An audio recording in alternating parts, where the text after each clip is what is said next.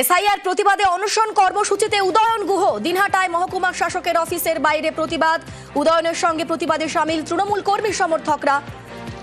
আমাদের সঙ্গে রয়েছেন প্রতিনিধি শুভঙ্কর। শুভঙ্কর, ঠিক কিরকম ছবি, কি পরিস্থিতি, কি বলছেন তারা?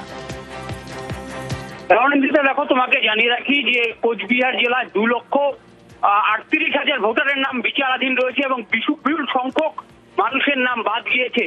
শুধুমাত্র দিনহাটা বিধানসভা কেন্দ্রে, বাংলাদেশ সীমান্ত লাগোয়া এই বিধানসভা কেন্দ্রেই প্রায় 36,000 মানুষের নাম বিচারাধীন রয়েছে। এই যে বিপুল সংখ্যক বিচারাধীন, সেই মানুষ গোটা বিষয়টি নিষ্পত্তি করার জন্য এবং যারা বৈধ ভোটার তাদের নাম যাতে বাদ না যায়, সে কারণেই কিন্তু আজ দিনহাটা এসডিও অফিসের দপ্তরের সামনে অবস্থান কর্মসূচি নিয়ে অনশন কর্মসূচিতে বসেছে তৃণমূল।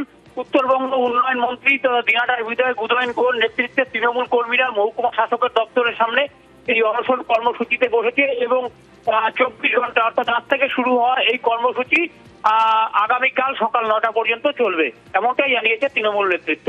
অরিন্দিতা, ধন্যবাদ শুভঙ্কর। যথার্থ নাগরিক তাদের ভোটাধিকার থেকে বঞ্চিত করার চক্রান্ত, পেছনের দরজা দিয়ে বিজেপিকে জিতিয়ে ক্ষমতায় বসানোর চক্রান্তের প্রতিবাদে আমাদের নেত্রী, রাজ্যের মাননীয় মুখ্যমন্ত্রী, তিনি কলকাতায় অবস্থান করছেন। সেই অবস্থানের সমর্থনে এবং এই চক্রান্তের প্রতিবাদে আমাদের এই অনশন।